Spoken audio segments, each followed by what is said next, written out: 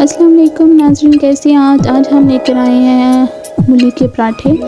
और यहाँ हमने मूली को अच्छी तरह ग्राइंड करके यानी कि उसको पीस कर उसमें नमक मिर्च और हरी मिर्चें डाली हैं और ये इसका मिक्सचर बना लिए हैं। अब हमने लिए हैं आटे के 2 पेड़े।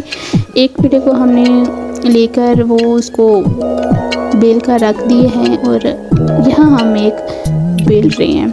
और कोशिश करनी है आपने कि पेड़े जो हैं वो बिल्कुल छोटे हों, जिस तरह हम छोटी रोटी नहीं होती उतने बारीक छोटे हों, ताकि आलू का जो पराठा है वो एक तो पतला बनेगा और दूसरा खाने में उसका जो टेस्ट है वो डबल होगा।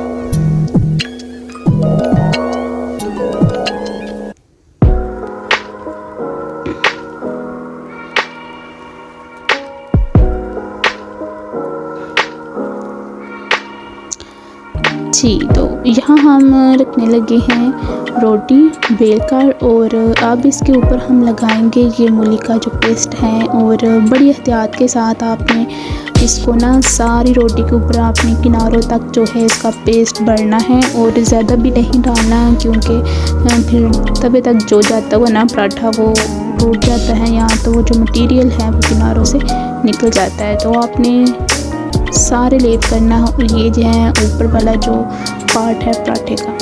और यहाँ हमारा पराठा तैयार हो गया था। अब इसको हम चाय के साथ जो है वो पेश करेंगे, खाएंगे। ये चाय बन रही है हमारी।